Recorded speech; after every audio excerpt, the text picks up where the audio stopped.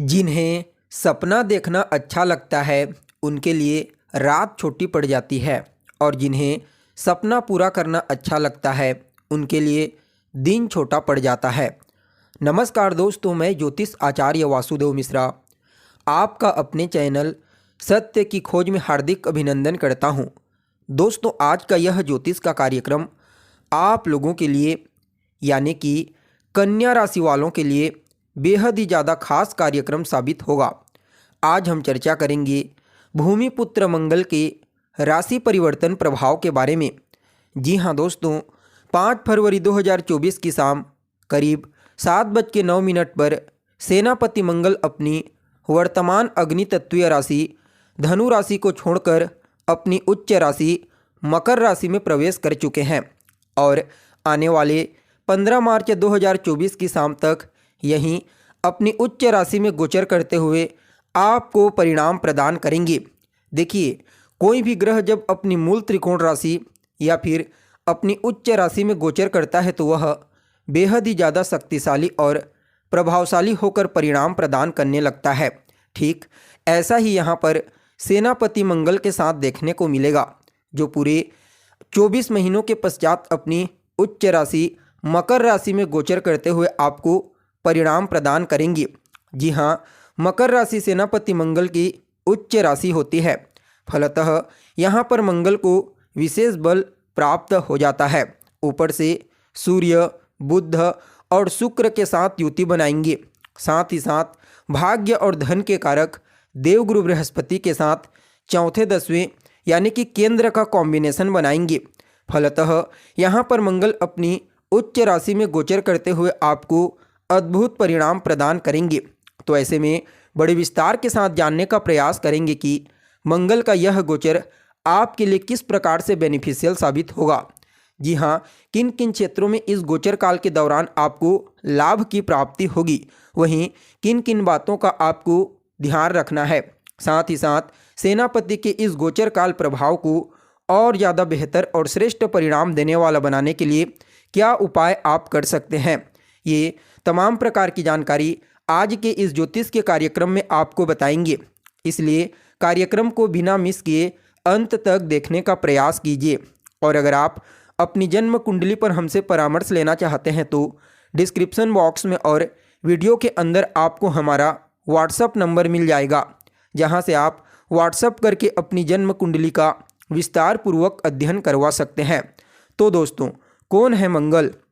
हिम्मत, शक्ति, पराक्रम, ऊर्जा, उत्साह, हथियार, वाद विवाद, क्रोध और अहंकार है मंगल। अपने इन्हीं कारकत्वों के कारण हमारे जीवन के विभिन्न पहलुओं को नियंत्रित करते हैं। कुंडली में यदि मंगल बलवान हो तो ऐसा जातक बेहद साहसी, किसी से न दबने वाला, सदैव मेहनत, पुरुषार्थ में विश्वास रखने वाला होता है। वहीं कुंडली में मंगल यदि कमज़ोर हो तो ऐसा जातक दब्बू प्रवृत्ति का हो जाता है, जोखिम लेने से डरता है, यानी कि छोटी छोटी बातों से घबरा जाता है। इसलिए चाहे गोचर कुंडली हो या फिर जन्म कुंडली, मंगल का बलवान होना बेहद आवश्यक माना जाता है। वैसे देखा जाए तो मंगल का जो गोचर होता है वह ज़्यादा दिनों के लिए नहीं होता। यह लगभग 45 दिनों तक एक राशि में गोचर करते हैं। लेकिन दोस्तों, जब मंगल के गोचर की चर्चा होती है तो सदैव बृहद रूप से इसकी चर्चा की जाती है और इसके पीछे कारण एक ही है। जो लोग पुरुषार्थ में भरोसा करते हैं, कर्म में भरोसा करते हैं, जोखिम लेने में भरोसा करते हैं, उनके लिए मंगल के गोचर को समझना अत्यंत ही आवश्यक हो जाता है, जो अभी आपको कुछ इसी प्रकार से परिणाम प्रदान करेंगे। तो दोस्तों देखिए, आप लोगों के लिए यानी कि कन्या राशि वालों के लिए मंगल का यह जो गोचर है, यह आपकी कुंडली में आपकी राशि से पंचम भाव में हुआ है। जी हाँ, अभी तक सेनापति मंगल गोचर कुंडली में आपकी राशि से चतुर्थ भाव में गोचर कर रहे थे, लेकिन 5 फरवरी को चतुर्थ भाव से निकलकर पंचम भाव में अपनी उच्च राशि में गोचर करना प्रारंभ कर चुके हैं। पंचम भाव किस चीज़ का होता है? तो आपके प्रेम का होता है। तो ऐसे में प्रेमी प्रेमिकाओं के लिए मैं इस गोचर को बहुत अच्छा नहीं कहूँगा। कहीं ना कहीं थोड़ी परेशानी लेकर के आया है, लव लाइफ में परेशानी। क्यों? क्योंकि मंगल आपके अष्टम के स्वामी बनकर के पंचम भाव में गोचर करेंगे और तृतीय के भी स्वामी बनेंगे। तो ऐसे में जो अष्टम स्थान होता है वह कहीं ना कहीं आपका गुप्त भाव होता है। तो ऐसे में दोनों के बीच में किसी पुरानी बात को लेकर के, किसी गुप्त बात को लेकर के या फिर किसी तीसरे की वजह से मतभेद की स्थिति उत्पन्न हो सकती है। सो यह ठीक नहीं कहा जाएगा। हालांकि यह गोचर विद्यार्थियों के लिए बहुत ही बढ़िया रहने वाला है। जो रिसर्च के फील्ड के विद्यार्थी हैं, जो रिसर्चर हैं, उनके लिए बहुत बढ़िया है। हर तरह के विद्यार्थियों के लिए, मेडिकल फील्ड के विद्यार्थियों के लिए, लॉ फील्ड के विद्यार्थियों के लिए मैं बहुत ही बढ़िया कहूँगा इस गोचर को। वहीं इस गोचर काल के दौरान घूमने फिरने यानी कि अपने काम को छोड़ करके बाकी की चीज़ों में आपका समय थोड़ा ज़्यादा ही लगेगा। यूँ कहिए कि आप अपने शौक़ की पूर्ति करने के लिए इस गोचर काल के दौरान विशेष रूप से एक्टिव रहेंगे और जीवन साथी का भी पूरा सहयोग आप मिलेगा।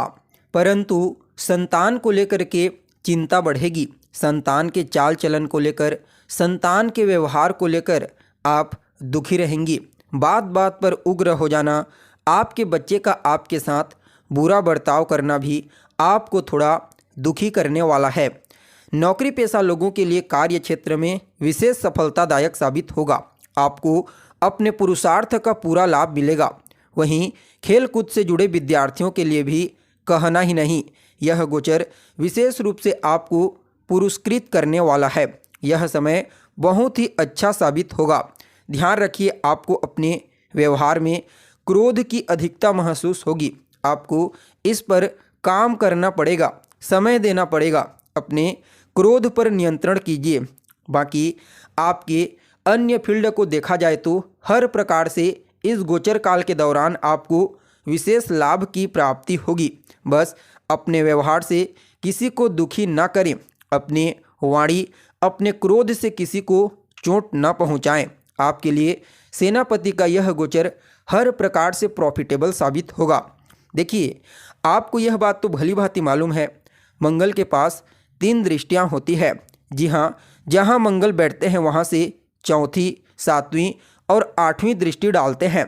इस समय गोचर कुंडली में देखा जाए तो देवगुरु बृहस्पति मेष राशि में यानी कि आपकी राशि से अष्टम में गोचर कर रहे हैं। अब मंगल के इस गोचर काल के दौरान मंगल की दृष्टि अष्टम भाव पर पड़ेगी, जहाँ पर देवगुरु बृहस्पति हैं और खुद अष्टम के स्वामी होकर के अपने भाव को देखेंगे। फलतः शिक्षा के दृष्टिकोण से इस गोचर काल को अति उत्तम कहा जा सकता है सभी विद्यार्थियों के लिए। परंतु मंगल का पंचम में होना कहीं न कहीं प्रेम संबंधों में थोड़ी खटास की स्थिति उत्पन्न करेगा, मतभेद की स्थिति उत्पन्न कराएगा। हालांकि एक रास्ता है, अगर आप चाहते हैं कि प्रेम संबंध में कोई परेशानी न आए तो कोई भी बात गुप्त न रखिए, अपने पार्टनर के प्रति ईमानदार बनिए। सब कुछ सामने होगा, कुछ छिपाइए नहीं, तो इससे कोई परेशानी नहीं होगी। बाकी मंगल की दृष्टि अगर देखी जाए तो लाभ भाव पर भी होगी, यह अच्छी है, लाभ की स्थिति बराबर बनी रहेगी। जो लोग नौकरी पेशा हैं, व्यापारियों के लिए भी बहुत बढ़िया, लाभ में चिंता करने की आवश्यकता नहीं है। हालांकि व्यय की स्थिति भी बनेगी, लेकिन यह व्यय बुरा नहीं होगा, आपके सही कार्यों पर ही व्यय होगा।